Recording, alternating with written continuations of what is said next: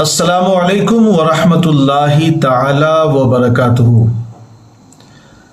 محترم ناظرین، آپ دیکھ رہے ہیں اصلاح امت آفیشیل چینل، اور میں آپ کے لیے لایا ہوں ایک قیمتی تحفہ، اس امید کے ساتھ کہ آپ خود بھی سنیں گے اور دوسروں تک اس پیغام کو پہنچنے کا ذریعہ بنیں گے۔ اور دوسروں تک پہنچنے کا ذریعہ یہ ہے کہ آپ سننے کے بعد اس کو زیادہ سے زیادہ لائک کریں گے، سبسکرائب کریں گے اور اس پیغام کو عام کریں گے۔ حضرات گرامی، میرا آج کا عنوان ہے مناظرہ، بین الحق والباطل، یعنی حق اور باطل کے درمیان مناظرہ۔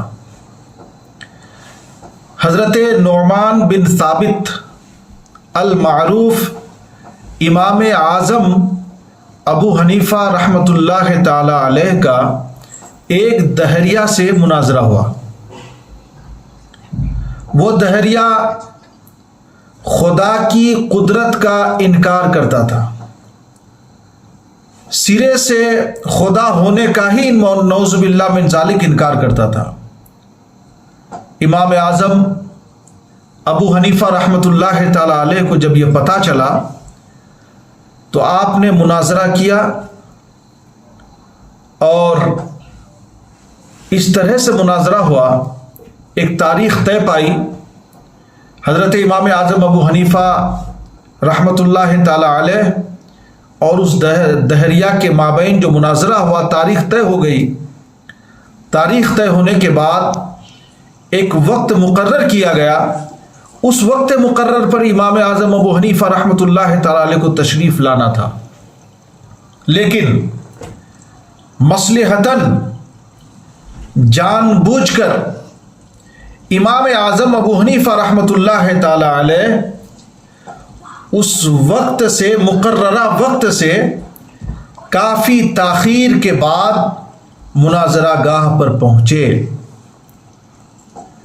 اور جب یہ خبر پھیل گئی تھی کہ حضرت امام اعظم ابو حنیفہ کا اس دہریہ کے ساتھ میں مناظرہ ہے جو خدا کا ہی انکار کرتا ہے، خدا کی قدرت کا انکار کرتا ہے، تو کیا دوست، کیا دشمن، کیا اپنے، کیا بیگانے، سب کے سب مناظرہ گاہ میں جمع ہو گئے تھے۔ بہرحال تاخیر سے امام اعظم پہنچے۔ دہریہ نے پوچھا کہ صاحب، آپ اتنی تاخیر سے کیوں آئے؟ فراست امام اعظم پہ قربان جائیے، حکمت امام اعظم پہ قربان جائیے۔ حضرت سیدنا امام اعظم ابو حنیفہ رحمۃ اللہ تعالی علیہ نے فرمایا کہ میں کچھ بات آپ کو کہوں تو آپ مانیں گے؟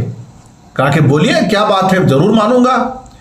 امام اعظم ابو حنیفہ نے فرمایا کہ میں جنگل کے طرف سے گزر رہا تھا، دریا کے کنارے ایک درخت کو میں دیکھ رہا تھا، دیکھتے ہی دیکھتے خود بخود وہ درخت کٹ کر زمین پہ گرا اور لکڑیاں کٹ کٹ کر الگ ہوتی گئی۔ پھر میں دیکھتے ہی دیکھتے کیا دیکھتا ہوں کہ وہ لکڑیاں آپس میں جمع ہو کر کشتی بننے لگی۔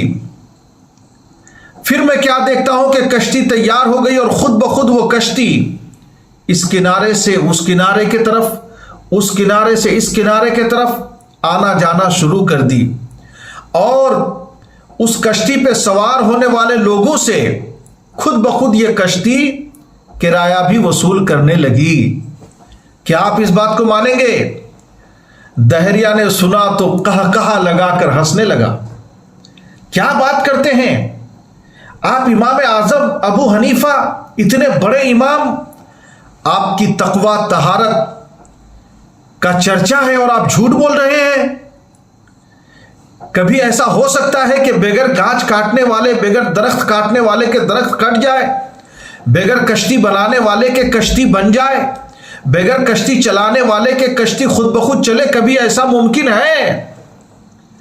امام اعظم ابو حنیفہ رحمۃ اللہ تعالی علیہ نے بڑے ہی متانت و سنجیدگی کے ساتھ بڑے ہی حکمتانہ جواب دیتے ہوئے ارشاد فرمایا، آپ کو تعجب ہے کہ درخت کیسے خود بخود کٹا، کشتی کیسے خود بخود بنی، اور اپنے اوپر سوار ہونے والے سے کیسے کرایہ وصول کی؟ آپ کو اس بات پر تعجب ہے، اور آپ اس سے بھی بڑی بڑی باتیں کرتے ہیں، تو میں کتنا تعجب کروں؟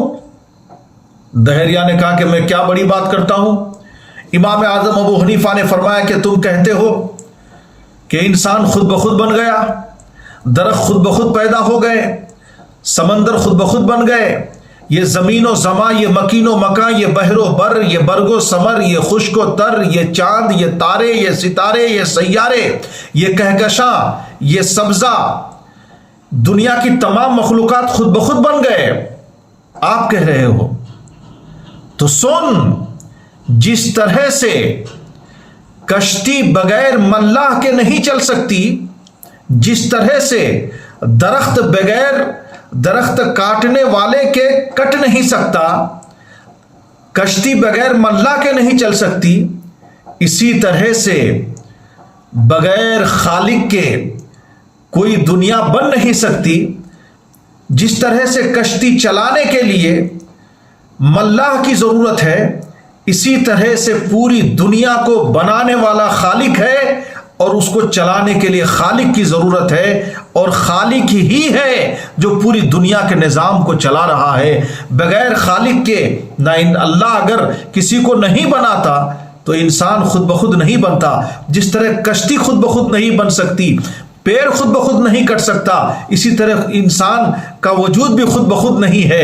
اسی طرح سے زمین و زماں، مکین و مکان، ملک و فلک، بحر و بر، برگ و ثمر، خشک و تر بغیر کسی بنانے والے کے کیسے بن سکتا ہے؟ جب اتنی بات امام اعظم ابو حنیفہ رحمۃ اللہ تعالی علیہ نے فرمایا تو دہریہ کا دل روشن ہو گیا، اور آیا تھا مناظرہ کرنے کے لیے، کلمہ طیبہ پڑھ کر مسلمان ہو گیا۔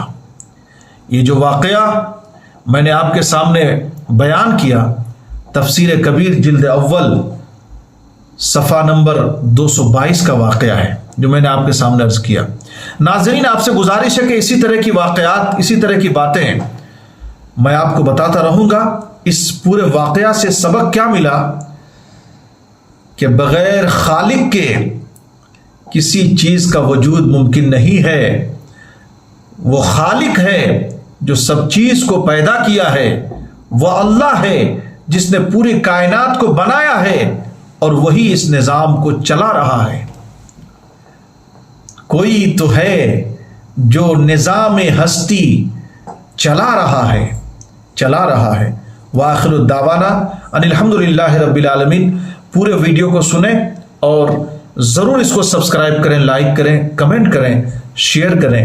میں اسی طرح کے پیغامات آپ تک پہنچاتا رہوں گا۔ بہت بہت اپنا خیال رکھیے گا۔